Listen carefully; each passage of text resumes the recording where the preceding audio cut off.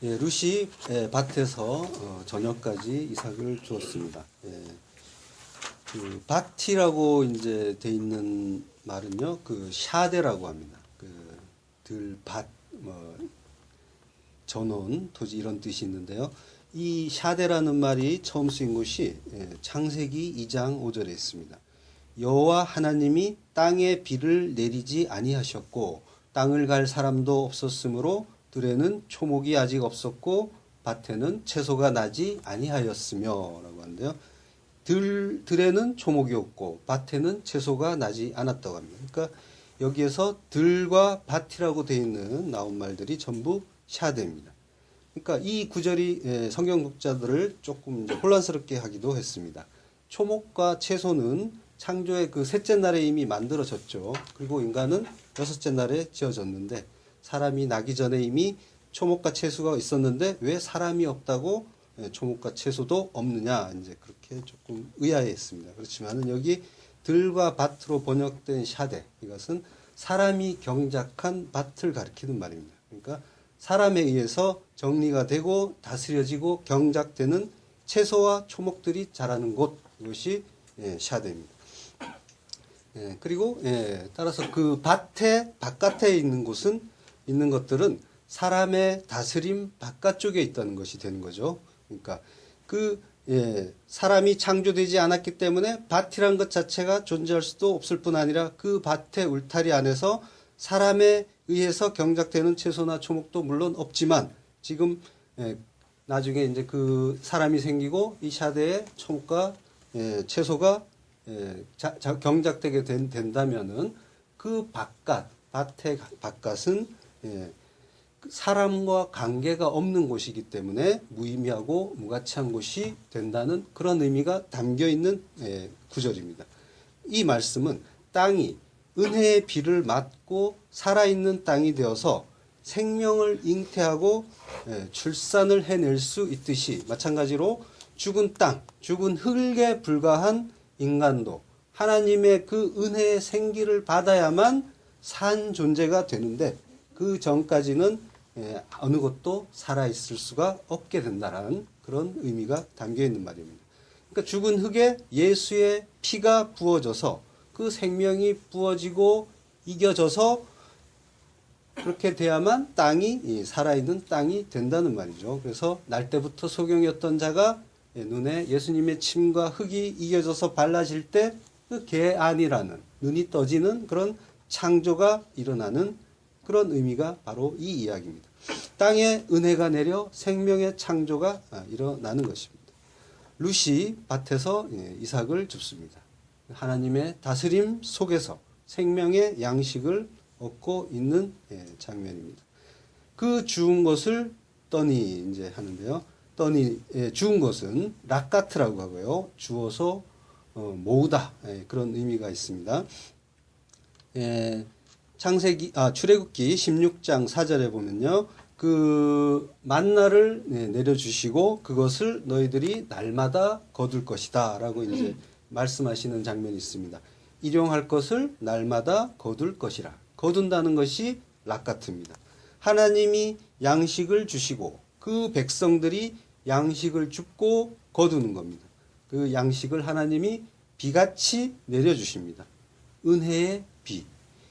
성경에서 비, 양식은 모두 말씀 그리고 진리를 뜻합니다. 하나님이 모든 이에게 은혜의 말씀을 주십니다. 그렇지만 그 말씀이 누구에게나 기쁘고 감사한 구원의 말씀이 되는 것은 아닙니다. 하나님이 눈과 귀를 열어주지 않으시면 그 말씀은 늘 무엇을 하라 하지 말라의 그 율법이 되고 그래서 수고하고 무거운 짐만 될 뿐입니다. 그 주운 것을 떠니 보리가 한 에바쯤 되는지라 한데요. 떠는 것은 두드려서 이렇게 타작하는 그것을 뜻하고요. 그 미디안 사람 기드온이 기드온이 미디안 사람들에게 들키지 않으려고 포도주 그 틀에서 그 밀을 이렇게 타작하는 그 장면이 있죠. 그 타작하더니가 바로 하바트입니다. 룻이 그 보리를 주운 것을 그것을 떠는 것은 이 이야기와도 이제 비유할 수가 있습니다. 에서가 사냥을 해왔을 때 그가 큰 노루나 뭐 사슴 같은 것을 잡았다고 해도 그는 여전히 배가 고픈 허기진 상태입니다. 그래서 그 사람은 팥죽 한 그릇만 준다면 뭐든지 내놓고 감지덕지할 수 있는 그런 상태입니다. 그러니까 말씀을 보고 있지만 우리가 말씀을 보고 말씀을 듣고 있지만 그 말씀 속에서 하나님의 뜻이 깨달아지지 않으면 그는 여전히 모으긴 모았어도 말씀과 관련된 그 책자나 뭐 자료들을 많이 모으긴 했어도 그것이 깨달아지지 않으면은 그는 양식을 먹지 않은 사람이라는 겁니다. 말씀이 깨달아질 때만 그것이 참으로 하나님의 말씀이 되고 그리고 나에게 주시는 레마가 되는 것입니다. 근데 말씀이 내 것이 되려면 과정을 거쳐야 합니다. 묵상과 상고와 기도를 통해서 내가 받은 그 말씀들을 바르게 깨달아 가야 합니다. 하나님의 뜻이 무엇인지를 알아서요. 바르게 깨닫지 않으면 인간은 본능적으로 에피뚜미아의 그 두 마음, 탐심으로 자기에게 유익하고 그리고 유리한 그 말만 끌어서 주문이나 부적처럼 사용하는 겁니다. 우리가 잘 아는 내 시작은 미약하였으나 내 나중은 심히 창대하리라. 이런 그 구절이 다들 잘 아시는 구절이죠. 가정집이나 또는 사업장에는 더 많이 있고요. 하나씩 많이 걸려있는 걸 봤는데요. 내 시작은 미약하였으나 내 나중은 심히 창대하리라. 많은 사람들이 이 구절을 하나님의 말씀이라고 오해하면서 하나님이 내 일, 내 가정과 내 사업을 잘 되게 해주실 거라고 기대를 합니다. 그렇지만 이 구절은 하나님과 전혀 관계없는 구절입니다. 하나님이 어떤 분인지를 제대로 모르는 수아 사람 빌닷의 말입니다. 욥기 8장 1절 수아 사람 빌닷이 대답하여 가로되 내가 어느 때까지 이런 말을 하겠으며 어느 때까지 내 입의 말이 광풍과 같겠는가 라고 이제 욥을 야단을 칩니다. 고전에 그러면 욥이 무슨 말을 했냐면요. 그 바로 앞장에 7장 12절을 보면요. 내가 바다니까 용이니까 주께서 어찌하여 나를 지키시나이까. 이러므로 내 마음에 숨이 막히기를 오나오니 뼈보다도 죽는 것이 나으니이다. 내가 생명을 싫어하고 항상 살기를 원치 아니하오니 나를 놓으소서. 내 날은 헛것이니이다. 사람이 무엇이간데 주께서 크게 여기사 그에게 마음을 주시고 아침마다 곤징하시며 분초마다 시험하시나이까. 주께서 내게서 눈을 돌이키지 아니하시며 나의 침 삼킬 동안도 나를 놓지 아니하시기를 어느 때까지 하시리이까. 사람을 감찰하시는 자여 내가 범죄하였은들 주께 무슨 해가 되오리이까. 어찌하여 나를 관역을 삼으셔서 스스로 무거운 짐이 되게 하셨나이까.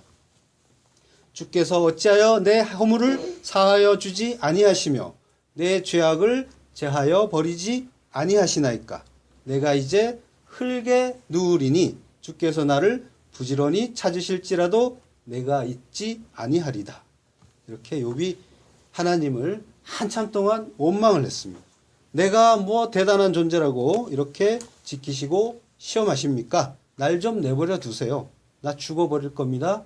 찾지도 마세요. 이렇게 하나님을 원망했습니다. 그래서 빌닷이 야단을 치고 있는 겁니다. 계속해서 빌닷이 말을 보면요. 3절에 하나님이 어찌 심판을 굽게 하시겠으며 전능하신 이가 어찌 공의를 굽게 하시겠는가. 내 자녀들이 주께 득죄하였으므로 주께서 그들을 그 죄에 붙이셨나니 내가 만일 하나님을 부지런히 구하며 전능하신 이에게 빌고 또 청결하고 정직하면 정녕 너를 돌아보시고 내 의로운 집으로 형통하게 하실 것이라. 내 시작은 미약하였으나 내 나중은 심히 창대하리라. 그 빌닷이 지금 하나님을 완전히 오해하고 있는 거죠. 인과응보의 하나님으로 오해하고 있습니다. 내 자녀들이 괜히 죽었겠느냐? 하나님 앞에 뭔가 잘못했으니까 벌을 받은 것이다. 그러니까 지금부터라도 열심히 하나님께 빌어라. 그러면은 그리고 또 정직하고 깨끗하게 잘 살아봐라. 그러면 하나님이 너에게 복을 주실 것이다. 이거 기독교 아닙니까? 대부분의 사람들이 이해하고 있는 그 기독교, 그걸 지금 수아 사람 빌닷이 말하고 있습니다. 병들고 사업이 망하면 저 사람 뭔가 하나님께 잘못해서 벌을 받은 거 아니냐 의심하고 손가락질하기도 합니다. 당사자는 억울해하죠. 내가 뭘 그렇게 잘못했다고 이러십니까? 섭섭합니다. 내가 그동안 한 일이 얼만데, 그동안 바친 헌금이 얼만데, 내가 세운 교회가 몇 갠데 정말 너무하십니다. 하나님 하면서 억울해하고 원망하기도 합니다. 욥이나 빌닷이나 지금 두 사람은 공히 하나님을 인과응보의 하나님으로 보고 있는 것입니다. 너 잘못했다. 죄 졌으니까 그거 인정해라. 그러고요. 한 사람은 아니다. 나는 죄가 없다. 억울하다. 내가 왜 이런 일들을 겪는지 정말 모르겠다. 너무 억울해서 확 죽어버려야겠다. 지금 이런 대화들을 하고 있는 겁니다. 내 시작은 미약하였으나 내 나중은 심히 창대하리라. 이 말은 지금 이처럼 하나님을 오해하고 있는 그 두 사람의 대화 중에 나온 말입니다. 그러므로 성도는 이처럼 하나님을 오해하는 이런 이런 말들을 잘 분별하시고요. 그것을 묵상과 상고와 기도를 통해서 하나님의 그 말씀들을 바르게 깨달아야 합니다. 이렇게 뚝뚝 떼어서 하나님의 그 성경의 구절을 떼어서 나의 것으로 갖게 되면 그것이 주문이 되고 부적이 되는 것과 다를 바가 없습니다. 본문 18절에서요. 그것을 가지고 성읍에 들어가서 시모에게 그 주운 것을 보이고 그 배불리 먹고 남긴 것을 내어 시모에게 드리매.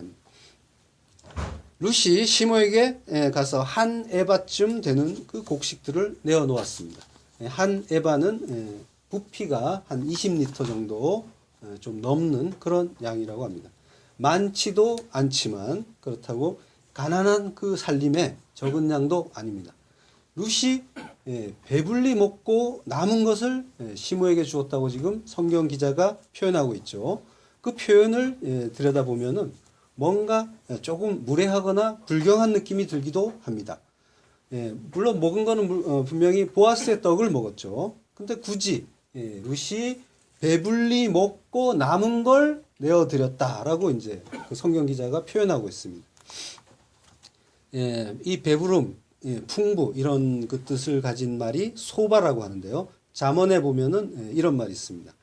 잠언 13장 25절 의인은 포식하여도 의인의 배는 줄이느니라 라고 하는데요. 뭐 조금 다른 본문 이야기하고는 좀 다르지만 조금 살펴보고 가면요. 이 구절은 이제 오해하기가 쉬운 그런 또 구절입니다. 의인은 포식하는데 악인은 줄이느냐? 이 세상을 돌아보면 정말 그렇습니까? 사실은 정반대로 보이는 게 세상의 일이죠. 지금 성경은 그 세상의 일과 정반대 표현을 하고 있습니다. 시편 73편 보면요. 1절 하나님이 참으로 이스라엘 중 마음이 정결한 자에게 선을 행하시나 나는 거의 실족할 뻔하였고 내 걸음이 미끄러질 뻔하였으니 이는 내가 악인의 형통함을 보고 오만한 자를 질시하였음이로다. 저희는 죽는 때에도 고통이 없고 그 힘이 건강하며 악인을 지금 이야기하고 있는 겁니다. 타인과 같은 고난이 없고 타인과 같은 재앙도 없나니 그러므로 교만이 저희 목걸이요 강포가 저희의 입는 옷이며 살찜으로 저희 눈이 솟아나며 저희 소득은 마음의 소원보다 진하며 저희는 능욕하며 악하게 압제하여 말하며 거만히 말하며 저희 입은 하늘에 두고 저희 혀는 땅에 두루 다니도다. 볼지어다 이들은 악인이라 항상 평안하고 재물은 더하도다. 이 시편을 보면요, 세상의 그 일들을 잘 묘사한 것 같습니다. 실제로 세상은 이런 식으로 굴러가지 않습니까? 이 악인이라고 하는 자들은 얼마나 떵떵거리고 잘 삽니까? 어찌나 형통한지 그들은 죽는 때도 고통이 없고 그 힘이 건강하고 고난도 없고 재난도 없다고 합니다. 그리고 그뿐 아니라 얼마나 잘 먹는지 살이 너무 쪄서 눈이 튀어날 것 같고, 그리고 소득은 자기 소원보다 더 잘 나온다고 합니다. 아니, 얼마나 잘 벌면 그 소원보다 더 많이 벌 수가 있습니까? 자기 예상보다 조금 더 나올 수는 있겠지만 소원보다 많이 번다는 것은 거의 불가능한 일 아닙니까? 뭐 한 100만 원쯤 나올 줄 알았는데 수당이 조금 더 붙어서 101만 원 나왔다. 뭐 이런 일은 간혹 있을 수 있지만 내가 마음으로 소원하는 그 액수보다 많이 나오는 것은 불가능한 일입니다. 이것은 여기저기 수입원이 너무 많아가지고 액수를 미처 예상하지 못할 때나 가능한 일 같습니다. 그러므로 잠언에서 했던 그 의인은 포식하여도 악인의 배는 줄이느니라 라는 이 말씀은 틀린 말씀 같기도 합니다.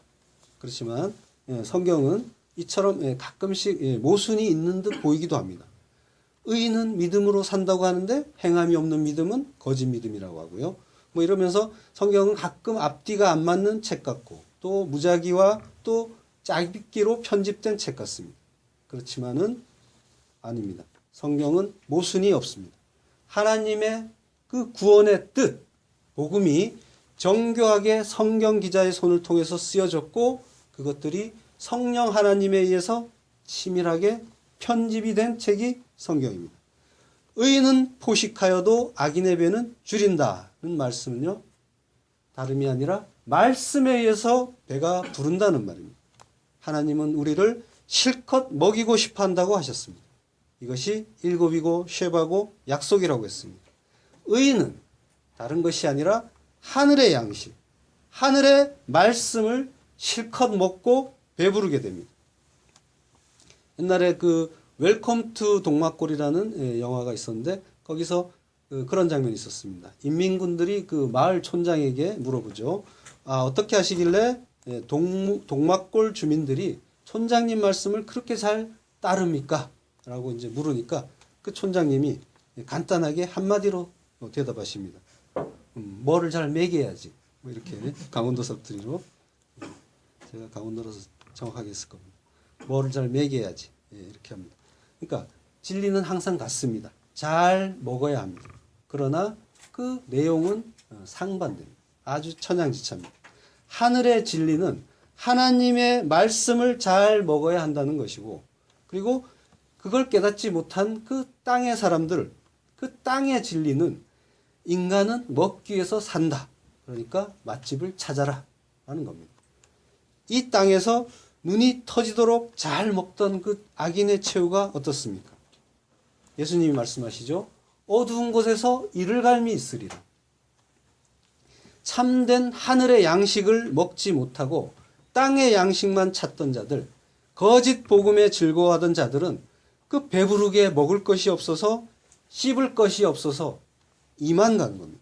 억울하고 분통해서 이를 가는 것이 아니라 이빨 사이에 씹히는 게 없어서 이빨들끼리 갈리는 겁니다.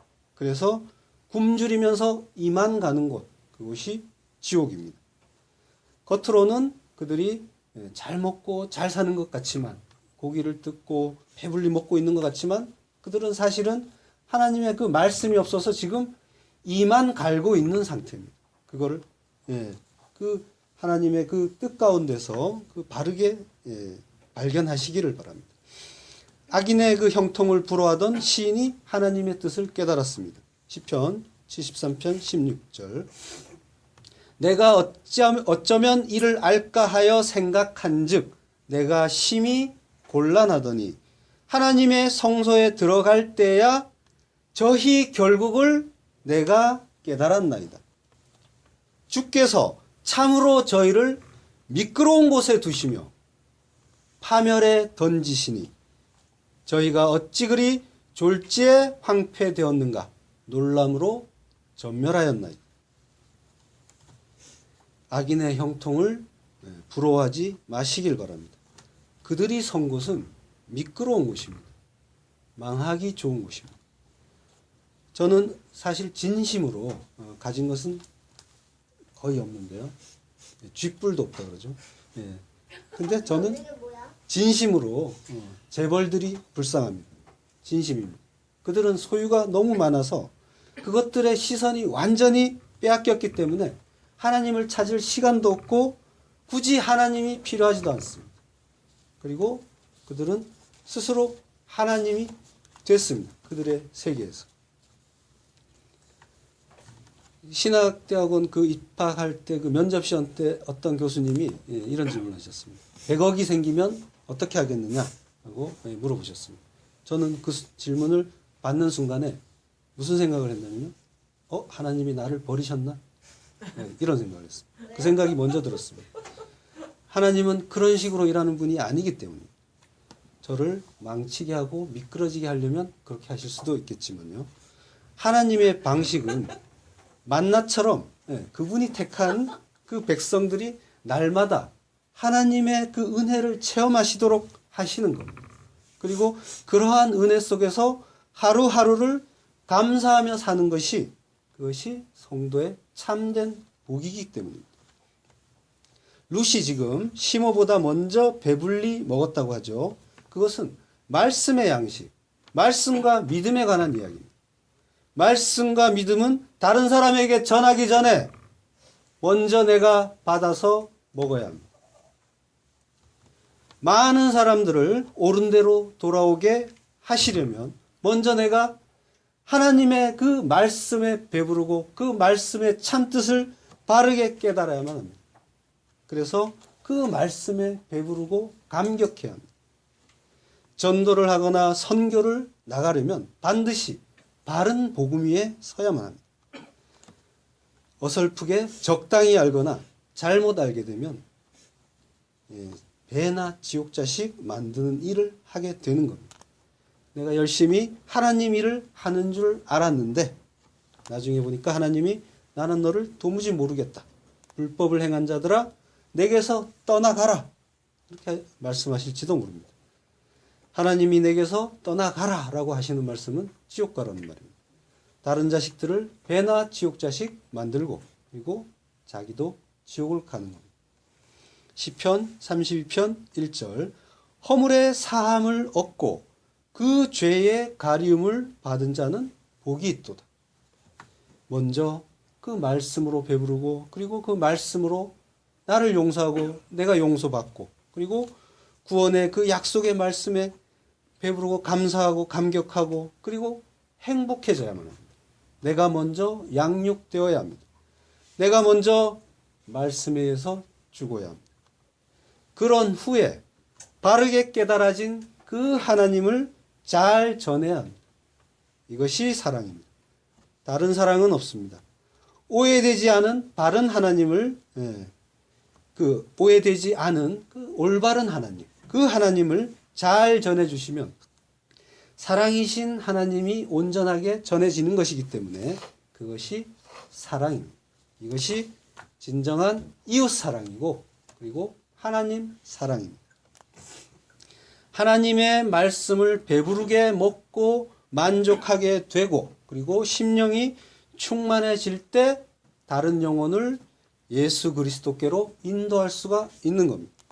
사마리아 여인처럼 기뻐 뛰며 예수 그리스도를 다른 이들에게 소개할 수가 있습니다.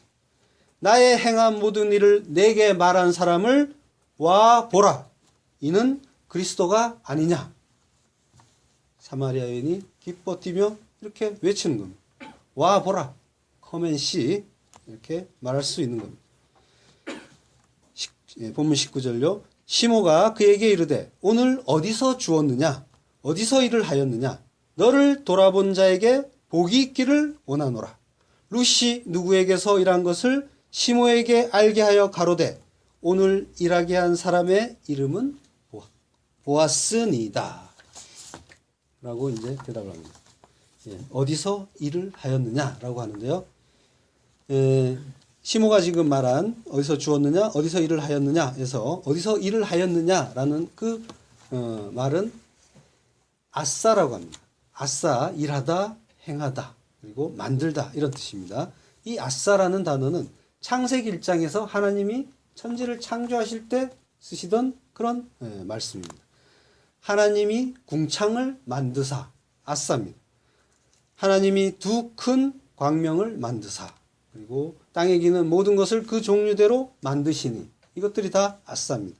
이처럼 아싸는 하나님이 뭔가 창조하시고 역사하실 때 쓰던 단어입니다. 나오미는 지금 룻이 기대 이상의 많은 그 곡식을 가져왔기 때문에 하나님의 그 역사하심을 느낀 겁니다. 그래서 아싸라고 하면서 어디서 일을 했느냐고 합니다. 그러면서 그 하나님의 그 역사하심을 행한 그 당사자 보아스에게 복을 주기를 원하죠. 너를 돌아본 자에게 복이 있기를 원하노라. 돌아본다는 말은 나카르입니다. 나카르는 적당히 힐끗 돌아보는 것이 아니라 주의하고 주목해서 보는 겁니다. 얼마나 집중해서 보냐면요. 창세기 37장 33절. 아비가 그것을 알아보고 가로되 내 아들의 옷이라. 알아보고. 이 장면은 야곱이 그 피 묻은 그 요셉의 옷을 보고 지금 하는 말입니다. 그것을 얼마나 그것을 집중해서 이것이 내 아들의 옷이 맞는지 아닌지를 뚫어지게 보았겠습니까? 집중해서 집중하고 집중해서 보고 또 본 것, 이것이 나카르입니다. 그리고 다말이 임신했을 때 시아버지 유다가 끌어내서 불태워 죽여버리라고 하죠. 그때 다말이 유다가 준 그 물건들을 내놓으면서 보라고 합니다. 대충 보면 다말은 죽는 겁니다. 유다가 정신을 집중해서 잘 보고 자기 거라는 걸 알아보아야만 다말은 살 수가 있습니다. 창세기 38장 25절. 청컨대 보소서. 이 보소서 나카름. 잘 좀 봐주세요. 똑바로 보세요. 그리고 히필 동사를 써서요. 강조형으로 썼습니다. 그러니까 반드시 꼭 잘 주목해서 봐달라고 지금 강조하고 있는 그런 장면입니다. 하나님도 우리를 돌아보아 주시는 것이 슬쩍 스치듯이 보시는 것이 아니라 언뜻 보시는 것이 아니라 나카르 집중해서 보아주시고 계십니다. 하나님의 허락 없이는 우리에게 어떤 일도 일어나지가 않습니다. 하나님이 허락하실 때만 우리에게 그 필요한 일만이 일어나는 겁니다. 그 일들은 우리가 필요한 것들이기 때문에 하나님이 그것들을 주시는 겁니다. 그 선하시고 전지전능한 하나님이 우리에게 꼭 필요해야 하기 때문에 그걸 주시는 겁니다. 하나님은 우리를 언뜻 보시는 분이 아니라 지금 주목해서 집중해서 보고 계십니다. 한 사람 한 사람을요. 그 하나님이 허락하시는 일들은 다 하나님이 우리에게 좋은 것이라고 확신하시기 때문에 주시는 겁니다. 왜냐하면요. 그 일을 겪고 그걸 통해서 배워야 하고 그래야만 천국 백성이 되어서 영원히 그 나라에서 함께 살 수 있기 때문입니다.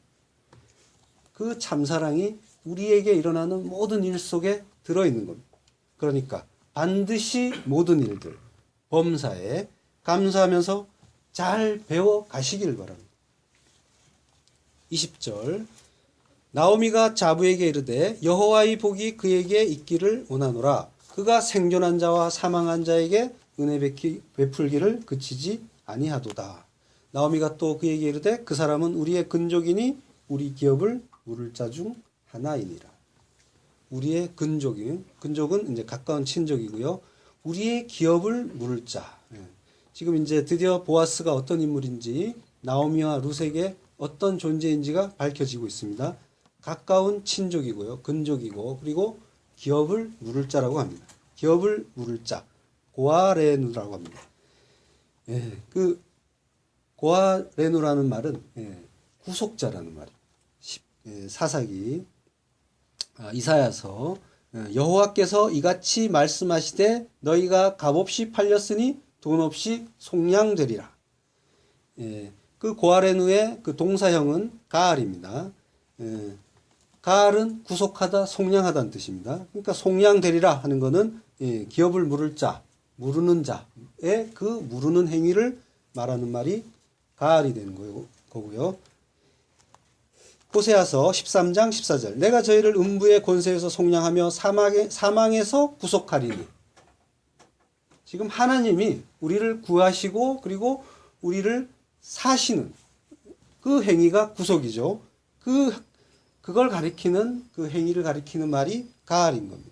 미가서 4장 10절 딸 시온이여 해산하는 여인처럼 애써 구로하여 나을지어다. 이제 내가 성읍에서 나가서 들에 거하며 또 바벨론까지 이르러 거기서 구원을 얻으리니 여호와께서 거기서 너를 너의 원수들의 손에서 속량하여 내시리라. 구원하신다는 말씀이 바로 가알이고요. 거기에서 나온 말이 기업을 물을 자라는 말입니다. 그러니까 기업을 물을 자라는 말은 다른 것이 아니라 구원해낼 자라는 구원자, 구속자가 되는 겁니다. 그런데 꼬리표가 달려있죠. 유일한 정식 구원자가 아니라 기업을 물을 자 중에 하나, 그러니까 구속자 중에 하나라고 지금 이제 나오미가 말하고 있습니다. 마태복음 16장 13절 예수께서 가이사랴 빌립보 지방에 이르러 제자들에게 물어 가라사대 사람들이 인자를 누구라 하느냐라고 이제 질문을 하십니다. 그때 제자들이 뭐라고 하느냐면요. 가로되 더러는 세례 요한, 더러는 엘리야, 어떤 이는 예레미야나 선지자 중에 하나라 하나이다 라고 합니다. 세례 요한, 엘리야, 예레미야 모두 범상치 않은 하나님의 사람들입니다. 그러나 사람들은 예수님을 제대로 보지 못했고 완전하게 이해하지 못했습니다. 만일 예수님이 그들 중에 하나라면 예수님은 우리의 진정한 구속자가 될 수가 없습니다. 유태인들, 그 무슬림들 이런 사람들은 예수님을 아브라함이나 모세와 같은 선지자들 중에 하나라고 합니다. 그래서 그들은 구원의 소망이 없는 자들인 겁니다. 예수님이 내가 생명이고 내가 진리고 내가 길이라고 하셨습니다. 그리고 예수 안에만 생명이 있다고 합니다. 그렇다면은 예수 밖은 뭡니까? 예수 안에 있지 않으면, 예수 밖에 있으면 생명이 아니라 죽음입니다. 예수만 빛이고 예수만 생명이고 예수만 길이고 예수만 진리입니다. 예수 외에 모든 것은 뭐라는 겁니까? 다 어두움이고 죽음이고 낭떠러지고 그리고 거짓이라는 말입니다. 예수 외의 모든 것을 그래서 죄라고 합니다. 그 죄가 거짓에서 낭떠러지에서 어둠에서 죽음에서 살아 올라오기 위해서는 한 가지 방법밖에 없습니다. 나는 어둠이고 죽음이고 낭떠러지에 떨어진 자며 거짓에 속한 자입니다. 라는 그 고백과 함께 빛이시고 생명이시고 길이시고 진리이신 예수의 의를 붙잡는 것 뿐입니다. 내 의가 아니라 예수님의 의를 붙잡아야 합니다. 전적으로 다 비우고 그리고 예수만 믿어야 합니다. 예수님이 계속해서 물어보십니다. 15절 가라사대 너희는 나를 누구라 하느냐. 그러니까 시몬 베드로가 아주 멋진 정답을 말합니다. 주는 그리스도시요 살아계신 하나님의 아들이니이다. 예수께서 뭐라고 하시냐면요. 바요나 시몬아 내가 복이 있도다. 이를 내가 내게 알게 한 것은 혈육이 아니요 하늘에 계신 내 아버지시니라. 지금 이 고백이 이 위대한 그 신앙 고백이 이루어지는 장소가 어디냐면요. 가이사랴 빌립보라고 합니다. 가이사랴 빌립보는 이스라엘의 그 최북단에 있는 그 헐몬산, 헤르몬산이라고도 하고 헐몬산이라고도 하고요. 그 산 바로 아래에 있습니다. 가이사랴 빌립보가. 그 바로 이제 왼쪽으로 조금 옆에 단이 있습니다. 그래서 이스라엘을 가리킬 때는 전체를 가리킬 때는 단에서 브엘세바까지 뭐 이렇게 얘기합니다. 그러니까 북쪽 끝이 단이고 아래가 남쪽이 브엘세바라는 얘기죠. 우리가 한라에서 백두까지 뭐라고 하는 말과 같은 의미입니다. 맨 그 북쪽에 있는 그 헐몬산 바로 아래에 있기 때문에 또 그 요단강의 원류가 이렇게 흐르는 그런 발원하는 그런 곳이기도 합니다. 이 가이사랴 빌립보는 이 어떤 곳이냐면요. 그 헤롯 왕이 그 주전 그 20년 경에 그 로마 아우구스투스 황제, 성경에서는 가이사 아구스토라고 하죠. 그로부터 선물을 받은 도시입니다. 그러니까 헤롯 대왕이 또 이제 죽을 때 이거를 세 아들에게 팔레스타인을 이제 나눠줄 때 세 아들 중에서 빌립이 이곳을 받았습니다. 그런데 거기다가 그 땅에 이제 자기의 그 수도를, 자기의 영지의 수도로 정하면서 그 이름을 뭐라고 하냐면 가이사랴라고 붙였습니다. 근데 가이사랴가 그 서쪽 그 바다 쪽에 이미 있었습니다. 그래서 하나 더 붙여서 자기 이름을 붙여서 가이사랴 빌립보라고 붙인 겁니다. 그러니까 가이사는 황제를 얘기합니다. 카이사라고 하고요. 세자르라고도 하고 시저라고도 하고 영어로는요. 뭐 이렇게 다 같이 부르는 이름인데 로마 황제의 명칭입니다. 그러니까 황제와 빌립의 도시라는 이야기입니다. 그곳에는 이제 지금은 이제 바니아스라고 부르는데요. 왜냐하면 여기는 판이라는 그런 신이 있고 목동의 신입니다. 그래서 반인 반수입니다. 위에는 사람이고 아래는 염소고 나니아 연대기 같은 영화에서 본 적 있죠. 그래서 파네아스라고 그런 이름으로도 이 도시를 부르는데요.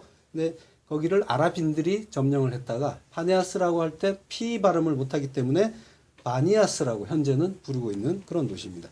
그러니까 여기는 판 신전이 있고 그리고 황제 숭배하는 또 신전이 있고 그러니까 이곳은 우상 숭배의 상징과도 같은 그런 장소였습니다. 그래서 그런 신전들이 온통 웅장하게 있기 때문에 사람을 주눅들게 하는 그런 곳이었습니다. 그런 곳에 초라한 행색의 예수님이 제자들과 함께 오셔가지고 그 근본적인 그 질문을 한 것입니다. 나를 뭐라고 하느냐? 행색만 봐서는, 겉모습만 봐서는 그 화려한 그 신전들에 대비해서 너무나 초라하기 때문에 제대로 된 그런 그 인식을 할 수가 없는 예수님에 대해서 그런 곳이 바로 가이사랴 빌립보였습니다. 이때 세례 요한이니 뭐 엘리야니 에레미야니 혹은 선지자 중에 하나니 하는 그런 무성한 대답들 그런 것들을 뒤로 하고 베드로가 지금 위대한 신앙 고백을 한 것입니다. 주는 그리스도시요 살아계신 하나님의 아들입니다. 그러니까 예수님이 베드로의 그 고백을 들으시고 이걸 알게 한 거는 혈육이 아니라 하늘에 계신 내 아버지라고 말씀하셨습니다. 근데 그 말이 참입니다. 확실하게 참입니다. 왜냐하면 이렇게 위대한 신앙 고백을 한 베드로가 바로 같은 장에서 잠깐만 가면은 마태복음 16장에 같이 나오는 사건입니다. 그 십자가에 달려서 나는 죽어야 된다라고 예수님이 말씀하시니까 예수님을 붙잡고 간하여 가로되 하면서 죽으면 안 된다고 얘기를 하는 겁니다. 근데 간하여라는 말이 뭐냐면은 헬라어로 에핍티마오라고 하는데요. 이거는 꾸짖다는 말입니다. 책망하여 꾸짖다는 그런 뜻이 담겨 있는 말이 간하여입니다. 그러니까 성경 번역자들이 차마 그 말을 쓸 수가 없어서 간하여라고 마치 이제 간청하듯이 또는 충언하듯이 이렇게 이제 그런 느낌으로 번역을 하긴 했지만요.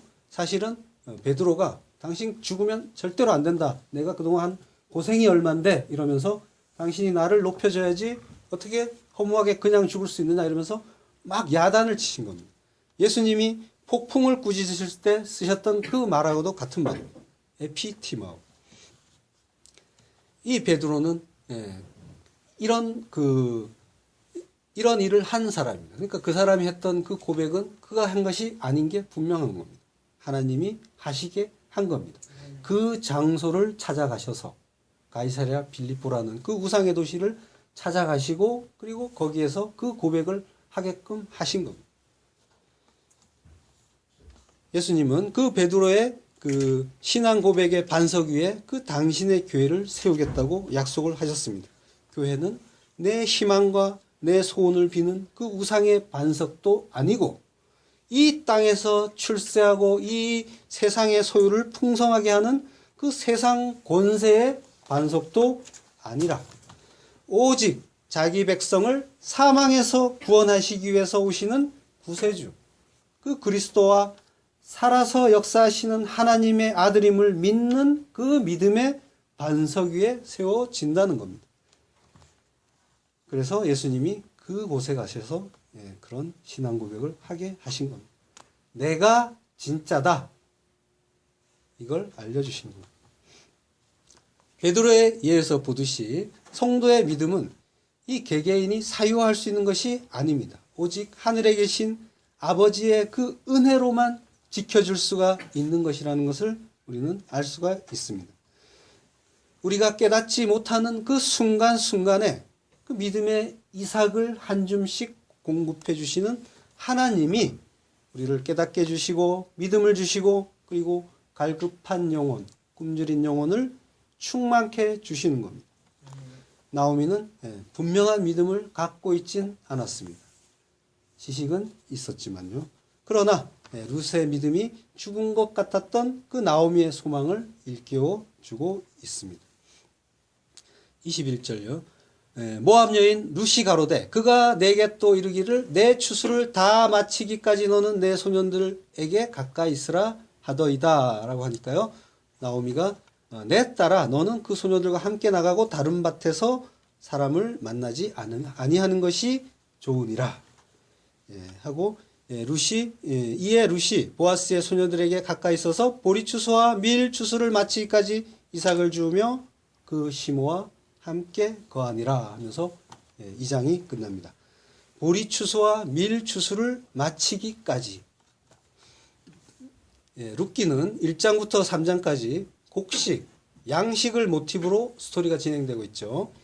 1장은 흉년으로 시작해서 보리추수로 끝납니다. 보리추수할 때 그들이 예루살렘에 도착하는 걸로 끝나죠. 그리고 2장은 보리추수 시작해서 그 다음에 밀추수의 끝에서 끝납니다. 그리고 3장은 추수한 곡식들을 타작하는 일과 이렇게 관련해서 일이 펼쳐지게 됩니다. 보리추수와 밀추수는 4월 중순부터 시작됩니다. 그리고 그것이 이제 보리추수가 시작된 지 한 2주 후에 밀추수가 시작이 되는데요. 모든 과정이 7주에 걸쳐서 다 진행이 됩니다. 그러니까 7주. 우리가 7주 하면은 느껴지는 것이 있죠. 7주면 며칠입니까? 77에 49. 오순절입니다. 그러니까 지금 딱 지금의 시기네요. 우리가 아주 룻기의 어떤 그런 그 때와 같은 그런 시기, 연도만 달리할 뿐 같은 시기에 룻기를 보고 있습니다. 이 룻기와 곡식과 이 상관관계가 아주 밀접한데요. 이것들은 3장부터 자세하게 하도록 하고요. 21절에 보면은 모압 여인 룻이라고 합니다. 모압 여인 룻이 가로되 성경 기자 정말로 집요합니다. 너는 이방 여자다. 절대로 그걸 잊지 말라라고 하듯이 계속해서 모압 여인이란 말을 붙여줍니다. 이 호칭이 언제까지 가냐면요. 보아스와 결혼할 때까지 갑니다. 신랑과 결혼하는 그날까지 떨어지지 않고 붙어 다닙니다. 하나님도 마찬가지십니다. 집요하십니다. 내가 누군지 분명하게 알라고 우리가 천국 가서 하나님 그 나라 거기에서 천국 그 예수 그리스도와 함께 혼인잔치를 하는 그날까지 이 호칭은 우리에게도 역시 붙어서 따라다닐 겁니다. 내가 어떤 자리에서 구원받은지 알아라. 그리고 그걸 고백해라 라고 하실 겁니다. 그래서 우리는 반드시 나는 죽은 흙이고 마른 뼈고 죄인 중에 괴수입니다. 도저히 구원받을 수 없는 이방의 여인이었습니다. 라는 그 고백을 우리는 해야만 할 겁니다. 그리고 하나님은 택한 백성이라면 누구를 막론하고 그 고백을 받아내시고야 마실 겁니다. 끝까지 우리를 하나님은 시험하실 것이고 끝까지 쫓아다니실 것이고요. 그리고 끝까지 인도하실 것이고 끝까지 죽여가실 겁니다. 그 일을 이상하게 여기지 마시길 바랍니다. 얼마 전에 시선이라는 영화를 봤습니다. 가상국가 이스마르라는 그런 나라로 선교를 떠난 그 선교 단원들과 그들을 이제 안내하는 요한이라는 현지의 선교사가 반군에게 피랍돼서 펼쳐지는 그 이야기를 이제 그리고 있습니다. 이 영화는 이제 그 피랍 사건을 통해서 그 생사의 갈림길에 섰을 때 그들의 어떤 그런 갈등이라든가 또는 그들의 처한 상황이라든가 이런 것들을 그리고 있는데 약간 이제 은근한 유머나 또는 풍자 같은 것들이 같이 담겨 있습니다. 이 영화는 70세가 이제 다 된 그 이장호 감독이 근 20년 만에 이제 만든 영화라고 합니다. 그러니까 70세 감독이 만든 영화 치고 그리고 20년 만에 만든 영화 치고는 괜찮았습니다. 그리고 종교 영화 치고 신이 보낸 사람만큼은 아니지만 괜찮았습니다. 주인공인 그 요한이라는 그 선교사는 사기꾼 비슷한 그런 캐릭터입니다. 선교를 사업이나 비즈니스로 생각하는 사람입니다. 그는 현지인과 짜고 엉터리 전도를 하기도 하고요. 가짜 회심을 시켜서 그 선교단을 만족시켜 주기도 합니다. 그리고 선교단을 식당으로 데려가면 그 식당 주인한테 리베이트를 받기도 합니다. 근데 그들이 차를 타고 이동하다가 이슬람 반군들에게 이제 잡혀서 고초를 겪고 그리고 그 과정에서 선교 단원들의 그 실체, 믿음의 실체가 적나라하게 드러납니다. 신앙이 엄청나게 좋아 보였던 장로님은 권사인 그 부인을 수시로 때리던 그런 폭력 남편이었고요. 그 권사 부인은 또 자녀들을 다 출가시켰으니까 이제 이번 선교역만 끝나면은 이혼을 하겠다고 작정을 한 사람입니다. 그래서 아예 이혼 그 서류까지 다 작성해 놓고 선교역을 떠나온 것입니다. 그리고 또 신실해 보였던 그 집사, 남자 집사님은 선교 여행이 아니라 그 중에 그 선교 단원 중에 여자 선교 단원과 미롤 여행을 하고 있었습니다. 그 불륜이죠. 남자 집사님은 유부남이고 여자 선교 단원은 미혼이었습니다. 근데 그 여자 단원은 또 임신까지 한 상태였습니다. 그래서 이 고초를 겪는 과정에서 유산을 하기도 하고요. 그 와중에서 이 날라리 선교사 그 요한이 하나님을 만나는 체험을 하고 회복을 하고 마지막 순간에 선교 단원을 살리고 그리고 순교를 합니다. 반면에 선교 단원을 이끌던 목사는 순교냐 배교냐 이 갈림길에서 성경을 칼로 내려치는 배교를 하고 그리고 선교 단원들의 생명을 구해줍니다. 근데 선교 단원들은 풀려난 다음에 자기를 구하기 위해서 배교한 그 목사를 경원시합니다. 목사라는 사람이 어떻게 칼로 성경을 난도질할 수가 있느냐? 당신이 그러고도 목사냐? 이런 시선으로 목사를 바라보고 그리고 외면해버립니다. 영화의 제목이 시선이라고 했습니다. 이것이 사람의 시선입니다. 인간의 시선입니다. 순교하면 대단하다고 합니다. 그걸 하나님이 기뻐하신다고 생각을 합니다. 그래서 그 기독교의 유명한 말들이 있습니다. 순교자의 피가 기독교의 씨앗이다. 기독교는 순교자의 피를 먹고 자란다. 이런 말이 진리처럼 회자가 됩니다. 그래서 그런 까닭에 순교자는 대단한 위인의 어떤 그런 대접을 받습니다. 그렇지만 이것은 사람의 시선입니다. 과연 순교는 위대하고 배교는 악한 일일까요? 순교를 대단하게 생각하고 순교자를 위인으로 생각하는 것은 생명의 소중함 때문입니다. 내 생명에. 이 육신의 생명이 가치 있다고 생각하기 때문입니다. 왜냐하면 내가 알고 있는 것이 내 눈에 보이는 내 육신밖에 없기 때문입니다. 내 생명이라고 하는 것이.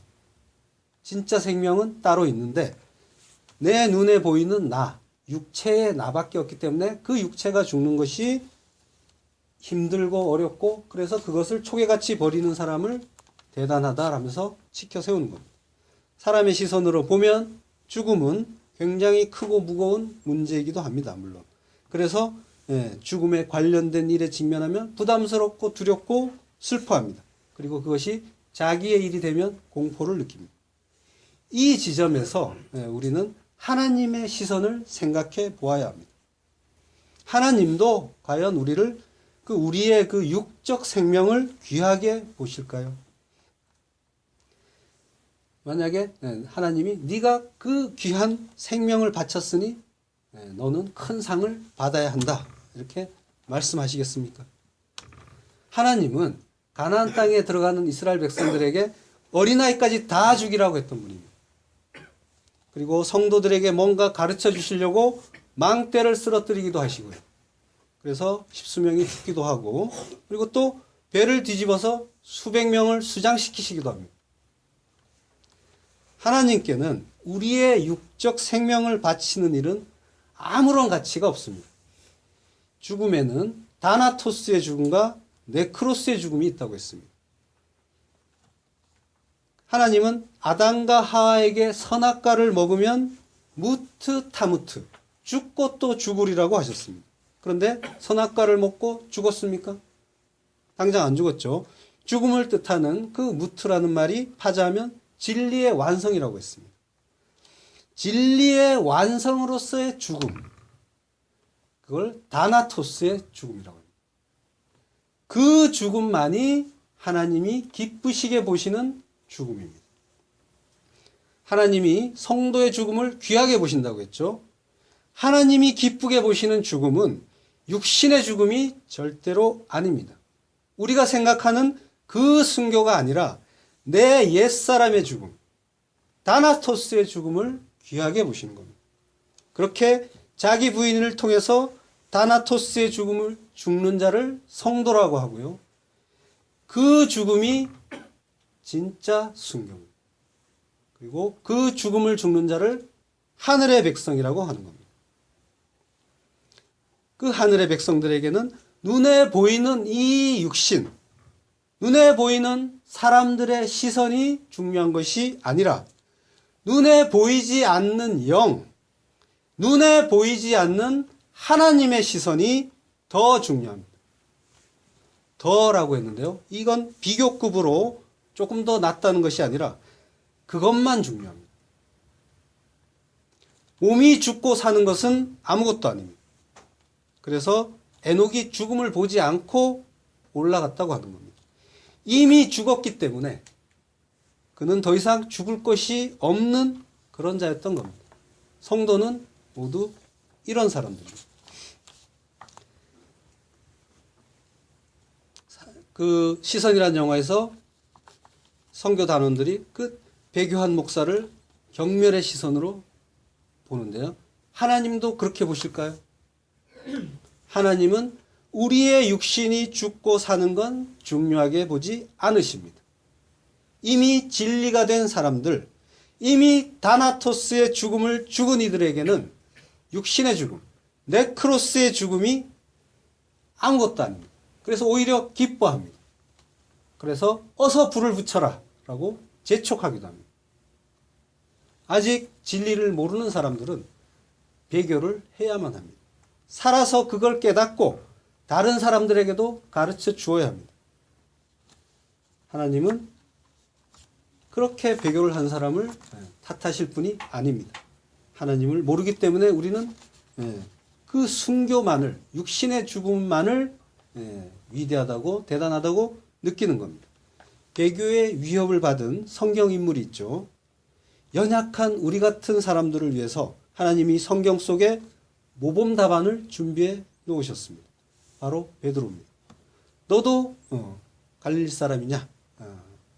라고 이제 물어보니까 목에 칼을 댄 것도 아닌데 그냥 물어본 건데 화들짝 놀라서 베드로가 예수님을 3번씩이나 부인합니다. 그게 답입니다.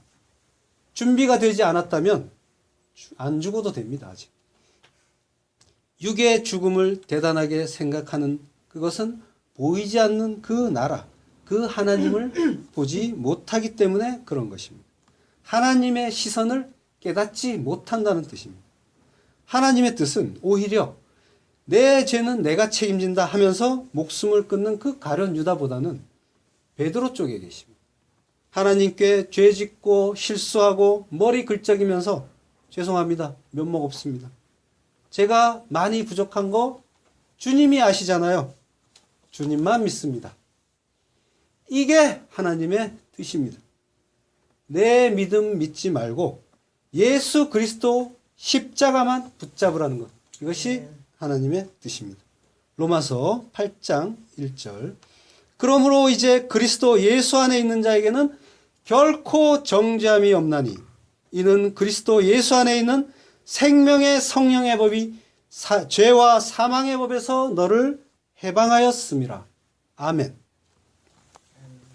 하나님은 성도의 그 성숙에 관심이 있으신 것이 아닙니다.